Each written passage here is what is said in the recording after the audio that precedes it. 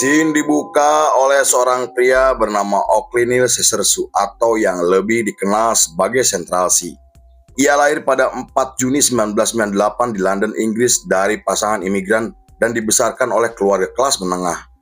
Ia memiliki 2 adik laki-laki dan 1 kakak tiri yang tidak pernah ia sebutkan namanya. Sejak kecil, Central C dikenal sebagai anak ceria dan mudah bergaul yang membuatnya memiliki banyak teman. Ia suka menulis puisi yang menceritakan tentang ibunya yang ia gambarkan sebagai pahlawan dan sosok pekerja keras. Namun setelah orang tuanya bercerai, sikapnya mulai berubah dan menjadi anak yang nakal hingga selalu terlibat masalah.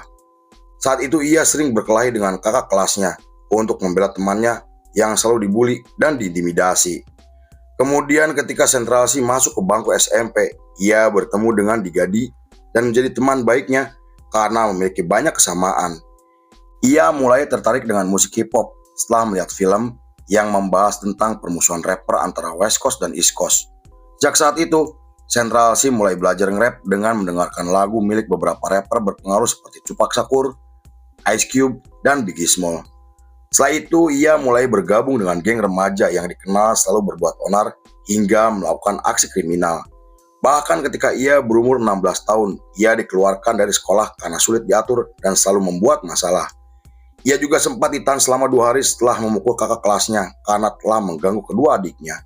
2 bulan setelah dikeluarkan dari sekolah, Central C bekerja di toko sepatu untuk membantu ekonomi keluarganya. Namun karena gajinya hanya cukup untuk kebutuhan sehari-hari, ia memutuskan keluar dan memilih menjual narkoboy demi bisa menyekolahkan kedua adiknya. Walaupun ia dikenal sebagai remaja yang nakal, namun ia sangat menyayangi ibunya dan kedua adiknya. Ia juga akan memukul siapapun jika ada yang berani mengganggu, menghina, dan merendahkan keluarganya. That's just a vision decoded by all these code brought MC in a chokehold. Hungrier than ever, benefit me lacoon this talk. I'm like trying to stay up at the station while my peers cutting down crops. Pada tahun 2014, Central C mulai menciptakan lagu sendiri atas dorongan Digadi, sahabat baiknya. Ia kemudian muncul di acara freestyle rap yang cukup terkenal dengan menggunakan nama Central C sebagai nama panggungnya. Nama Central C sendiri adalah nama gabungan kata sentral yang mengacu pada lokasi geografis tempat ia dibesarkan. Sedangkan C diambil dari nama huruf awal nama aslinya yaitu Sesersu. Meski dianggap aneh, namun ia menyukai nama tersebut karena terdengar unik dan memiliki daya tarik. Kemudian ia mulai mentato tubuhnya untuk mewakili nilai personal yang mencerminkan sikap independen, fokus, dan percaya diri. Beberapa tatonya juga memiliki arti dan filosofi untuk memperkuat identitas sebagai rapper Inggris yang tumbuh dari kehidupan jalanan. Pada tahun 2015, setelah muncul dalam lagu kolaborasi, Central C merilis lagu pertamanya yang direkam dengan menggunakan alat seadanya. Ia juga tampil dalam acara musik yang sangat terkenal di Inggris dengan membawakan instrumen milik Tupac Shakur, dan tak disangka penampilannya menarik perhatian banyak orang karena dianggap keren dan sangat menarik. Kemudian ia menggelar pertunjukan pertamanya di klub malam dengan bayaran $3.000 yang ia gunakan untuk merekam lagu-lagunya. Beberapa bulan kemudian, ia ditemui oleh Eji Tracy yang mengajaknya untuk berkolaborasi.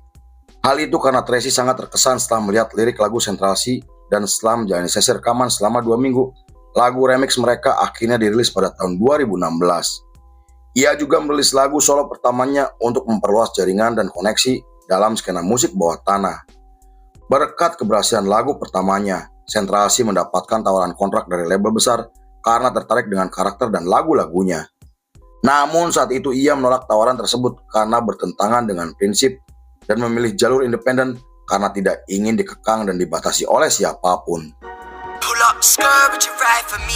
Pull up skirt, would you ride for me? Go back to my roadies down the drain. All of my folk come ride on it like a push bike. Pada tahun 2017, Central C merilis EP pertamanya dengan menampilkan gaya rap old school-nya. Secara musikal, EP tersebut menampilkan instrumen rap Amerika dengan lirik yang membahas tentang kerja keras dan kehidupan jalanan. Meski tidak begitu berhasil, namun EP terbarunya membuat namanya mulai dikenal oleh banyak orang. Ia juga terus mengasah kemampuan rapnya dengan menulis lagu yang membahas tentang kesenjangan sosial dan masalah yang selalu dirasakan oleh anak muda. Ketenarannya semakin meningkat setelah ia merilis 2 EP sekaligus yang direkam dengan menggunakan uang hasil dari penjualan narkoboy. Pada tahun 2018, Tigadi sahabat baiknya meminta Sentralsi untuk meninggalkan dunia hitam demi menghindari resiko dari jeratan hukum. Meski bisnis narkoboynya sangat menjanjikan, namun bisnis tersebut menurutnya akan menghancurkan karir yang telah ia bangun dengan susah payah. Ia juga mulai menjauh dari orang yang memberinya dampak negatif demi masa depan dan perkembangan karirnya. Sejak saat itu ia mulai fokus dengan karirnya sebagai rapper atas dorongan dari ibu dan teman dekatnya. Ia kemudian aktif di media sosial untuk mempromosikan lagunya melalui YouTube, SoundCloud, dan setelah merilis video freestyle pada tahun 2019, namanya mulai dikenal secara internasional. Di periode tersebut, Sentralsi mulai menunjukkan sikapnya yang anti-industrial, anti-otoriter, dan anti-komersial. Ia mengatakan ingin menjadi diri sendiri yang belak-belakan, jujur, dan tidak ingin diatur siapapun. Ia juga mulai mengubah penampilannya untuk membentuk identitas yang kuat dengan menggunakan pakaian bermerek namun tidak norak dan tetap elegan. Hal itu membuatnya digambarkan oleh banyak orang sebagai rapper muda stylish yang muncul dari budaya jalanan. Meski awalnya dianggap aneh dan melanggar norma, namun penampilan Sentralsi kemudian menjadi tren fashion yang ditiru oleh para remaja.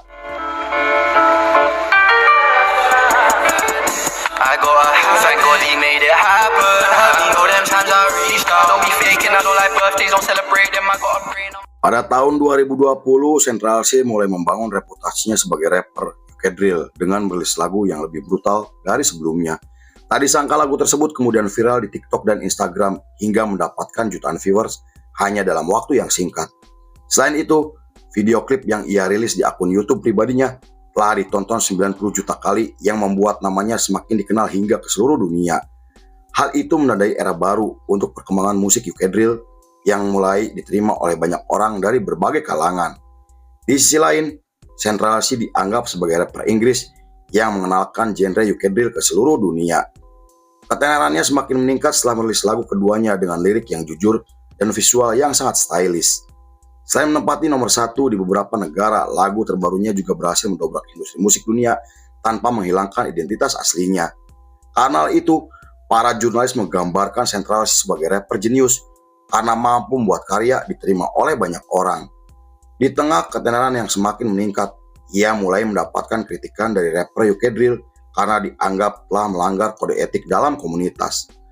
Selain dituduh menjual nama Drill demi keuntungan pribadi, ia juga dianggap telah menggunakan istilah tersebut hanya ingin terlihat keren tanpa merasakan kehidupan keras seperti yang dirasakan oleh para rapper lainnya. Tak hanya itu, ia juga sengaja menunjukkan wajahnya ke hadapan publik di saat rapper UK Drill menutup wajahnya untuk menutupi identitas aslinya. Namun beberapa pengamat musik melihat tindakan Sentralsi adalah langkah yang cerdas karena mampu membangun fondasi dengan musik dan penampilan modern.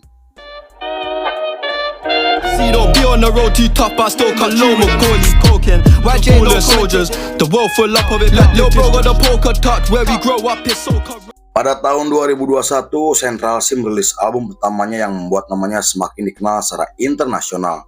Selain mendapatkan status emas dan menempati posisi 2 sebagai album terbaik, 2 lagunya berhasil memenangkan penghargaan bergengsi hingga masuk ke dalam daftar sebagai lagu rap paling terkenal di Inggris. Di periode tersebut adalah era keberhasilan Sentralsi yang mampu mendobrak industri musik dunia dan para jurnalis sampai menyebutnya sebagai wajah baru yang mengenalkan musik UK Drill ke seluruh dunia. Namun kesuksesannya tidak luput dari kritikan dan beberapa orang meragukan keasliannya sebagai rapper jalanan karena penampilan yang high fashion dengan tato rapi di sekujur tubuhnya. Bahkan ada orang yang menuduh jika Sentralsi sengaja diciptakan oleh industri besar untuk menjadi seorang rapper yang sangat terkenal. Tuduhan tersebut kemudian viral di media sosial sampai dibahas oleh media internasional. Ada juga teori konspirasi yang mengatakan jika ia mendapatkan dukungan dari label besar dan kelompok okultisme hingga dianggap telah menjual jiwanya kepada iblis demi meraih keberhasilan dalam industri musik dunia. Hal itu karena beberapa orang berpendapat jika Sentralsi mendapatkan kesuksesan dalam waktu yang singkat dengan skill yang dianggap pas-pasan. Meski Sentralsi membantah tuduhan tersebut, namun banyak orang semakin yakin setelah melihat Sentralsi menggunakan kaos bertuliskan 666. I'm not in a mood, come my flight delayed. How did she squeezing them jeans? Big behind a petite. We don't need ID, low bro 17 in a for ban. Fuck that, we can go M for M. Pada tahun 2022, Sentralsi merilis lagu dan video klip terbarunya yang disutradarai oleh teman baiknya. Lagu tersebut populer di kalangan para remaja dan menempati nomor 1 di tangga lagu independen. Namun setelah viral di TikTok, lagu tersebut menuai banyak kritikan dari berbagai pihak karena liriknya dianggap anti-LGBT dan mempromosikan homofobia. Tak hanya itu, banyak orang mulai menggunakan istilah gay yang diambil dari lirik lagunya untuk menghina pria dengan celana skinny jeans atau berpakaian feminim. Kemudian setelah namanya dibicarakan oleh banyak orang, ia akhirnya angkat bicara dengan mengatakan jika dirinya bukan homofobia karena ia sendiri memiliki pacar biseksual. Beberapa bulan kemudian, ia merilis EP terbarunya dengan menampilkan 2 lagu yang sangat terkenal.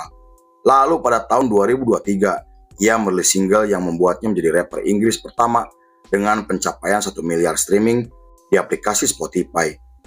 Di periode tersebut, ia memulai karirnya sebagai model untuk perusahaan olahraga dan selalu terlihat menggunakan pakaian olahraga. Ia kemudian menciptakan merek pakaian sendiri hingga berkolaborasi dengan Nike pada tahun 2024. How can I be homophobic? My bitch Doja Cat that I'm trying to indulge in. Can't there, so fuck it, I might attend. Even the stick is gay. The man them celebrate Eid, the trap still running on. Pada tahun 2025, setelah merilis album dengan menampilkan lagu kolaborasi bersama Lil Baby yang berhasil sukses secara komersial, ia terlibat konflik dengan ex mantan rekannya yang dipicu karena masalah pribadi. Central C sampai merilis lagu diss yang membuat permusuhan mereka semakin memanas sampai diliput oleh media Inggris.